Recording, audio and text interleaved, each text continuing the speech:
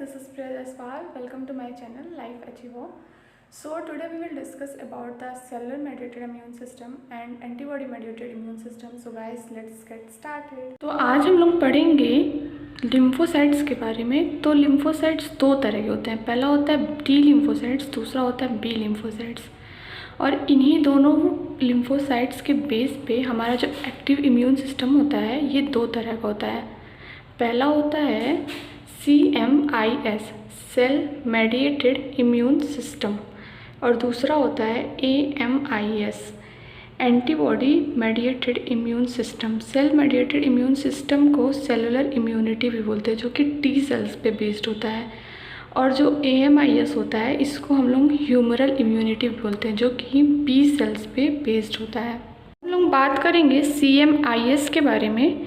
CMIS जो होता है ये टी सेल्स पे बेस्ड होता है। हमारा जो टी सेल्स होता है, टी लिम्फोसाइट्स होता है, ये चार तरह का होता है।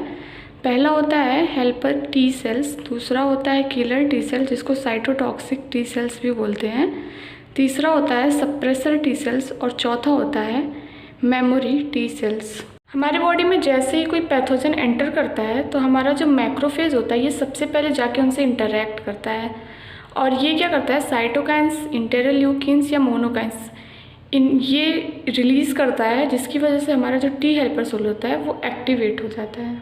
अब हम लोग पढ़ेंगे हेल्पर टी सेल्स के बारे में। तो हम लोग ये पहले पढ़ चुके हैं कि हेल्पर टी सेल कैसे एक्टिवेट होता है।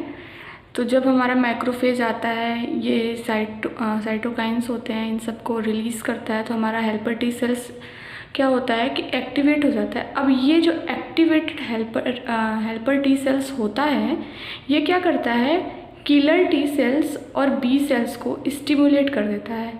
और ये जो स्टिमुलेटेड किलर टी सेल्स और बी सेल्स होते हैं ये क्या करते हैं कि ये डिवाइड करना स्टार्ट कर देते हैं और ये अपना क्लोन बनाने लगते हैं। और इसी प्रोसेस को हम बोलते हैं क्लोनल सेलेक्शन। और ये जो मतलब किलर टी सेल्स होते हैं, बी सेल्स होते हैं, ये डिवाइड करके अपने क्लोन बनाने लगते हैं। इसी प्रोसेस को हम लोग क्लोनल सेलेक्शन बोलते हैं। किलर टी सेल और बी सेल अपना क्लोन बना लेते हैं, ये डिवाइड कर लेते हैं, तो ये क्या करते हैं कि लिम्फोकाइंस को प्रोड्यूस करते हैं, जिसको हम मैसेंजर मॉलिक्यूल्स बोलते हैं, जिसकी वजह से हमारा जो WBC होता है ये अफेक्टेड साइट पे आकर के इकट्ठा हो जाता है। जो TH होता है, जो टी हेल्पर सेल होता है, ये बी सेल्स को भी स्टिमुलेट किया हुआ होता है, जिसकी वजह से जो बी सेल्स होता है ये एंटीबॉडीज़ को प्रोड्यूस करता है। हम लोग बात करेंगे टी किलर सेल के बारे में।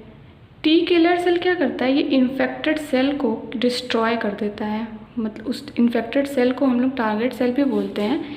ये क्या करता है, जो कैंसरस सेल होता है या फिर जो पैथोजन हमारे बॉडी के अंदर एंटर कर गए होते हैं उनको लिम्फोटॉक्सिक सब्सटेंस को सिक्रीट करके डिस्ट्रॉय कर देता है। ये लिम्फोकाइंस भी सिक्रीट करता है, जो कि फैगोसाइट्स होता है हमारा, जितने भी माइक्रोफेज हो गए, मोनोसाइट, ये सारे जो फैगोसाइटिक सेल होते हैं इन सबको अट्रैक्ट करता है।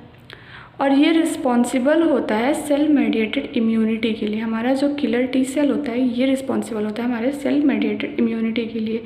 ये क्या करता है, जो ट्रांसप्लांटेड, मतलब कि हमारे बॉडी में जब कोई चीज़ का ट्रांसप्लांट होता है वो जो सेल, तो वो जो पार्ट होता है उसका जो सेल्स होते हैं उनको, ट्यूमर सेल्स को और फॉरेन सेल्स को, इन सबको ये डिस्ट्रॉय करने की एबिलिटी रखता है। हमारा टी सप्रेसर सेल्स, ये टी सप्रेसर सेल जो होता है ये क्या करता है, टी सेल्स का और टी हेल्पर सेल्स का इन सबको सप्रेस कर देता है, इनके फंक्शंस को सप्रेस कर देता है, मतलब कि इनके फंक्शन को रोक देता है। ये क्या करता है, कुछ फैक्टर सिक्रीट करता है, जिसकी वजह से बी सेल्स और प्लाज्मा सेल्स भी अफेक्ट होते हैं, मतलब इनके भी फंक्शंस को ये रोक देता है, जिससे कि ये खुद की बॉडी को कोई हार्म ना पहुँचाए, खुद की बॉडी को अफेक्ट ना करें। आता है हमारा मेमोरी टी सेल्स। ये क्या करता है, ये ना ही किसी पैथोजन को मारता है और ना ही कोई एंटीबॉडी बनाता है, बल्कि ये क्या करता है, ये मेमोरी, इसका काम है मेमोरी का, मतलब कि ये जो भी एंटीजन हमारी बॉडी में आए हुए होते हैं उनको याद रखता है, जिससे कि नेक्स्ट टाइम जब वो एंटीजन, वो पैथोजन हमारे बॉडी में एंटर करे तो हमारा इम्यून सिस्टम जल्दी से उसके अगेंस्ट काम कर सके। और हमारे बॉडी में उसके अगेंस्ट क्या होता है कि एंटीबॉडी ऑलरेडी बना हुआ होता है, तो हमारा इम्यून सिस्टम और जल्दी वर्क करता है। मतलब इसका काम है याद रखने का, जो भी पैथोजन हमारे बॉडी के अंदर एंटर किए हुए होते हैं। अब हम लोग पढ़ेंगे एंटीजन प्रेजेंटिंग सेल के बारे में। ये क्या होता है कि जो एंटीजन हमारे बॉडी के अंदर एंटर करता है, तो एंटीजन प्रेजेंटिंग सेल जैसे कि मैक्रोफेज हो गया, बी लिम्फोसाइट हो गया, ये सारे क्या करते हैं कि उस एंटीजन को अपने सरफेस से अटैच कर लेते हैं। और फिर क्या होता है कि जो हमारा टी हेल्पर सेल होता है वो जैसे ही उस एंटीजन प्रेजेंटिंग सेल जो कि एंटीजन को अपने सरफेस पे बियर किए हुए होते हैं, उनके पास से जैसे ही गुजरता है वो क्या करता है, उस एंटीजन को तुरंत ही पहचान लेता है कि हाँ उसके पास कोई एंटीजन है। फिर ये जो टी हेल्पर सेल होता है ये बी सेल्स और टी किलर सेल को एक्टिवेट कर देता है, और जिसकी वजह से जो ये टी सेल्स और टी किलर सेल्स और बी सेल्स होते हैं ये अपना क्लोन बनाना स्टार्ट कर देते हैं और हमारा इम्यून सिस्टम इसके अगेंस्ट वर्क करना स्टार्ट कर देता है। अब हम लोग AMIS के बारे में डिस्कस करेंगे, एंटीबॉडी मेडिएटेड इम्यून सिस्टम, जिसको हम ह्यूमरल इम्यूनिटी भी बोलते हैं। ये जो इम्यून सिस्टम होता है ये बेस्ड होता है बी लिम्फोसाइट्स पर। बी लिम्फोसाइट्स जो होता है वो एंटीबॉडी सिक्रेट करता है। अब ये एंटीबॉडी क्या होता है, इसको हम इम्यूनोग्लोब्यूलिन भी बोलते हैं। हम एंटीबॉडी को इम्यूनोग्लोब्यूलिन भी बोलते हैं। एंटीबॉडी एक कॉम्प्लेक्स ग्लाइकोप्रोटीन होता है जो कि 4 पॉलीपेप्टाइड चेन का बना होता है, 2 लाइट और 2 हैवी। आप यहाँ देख सकते हैं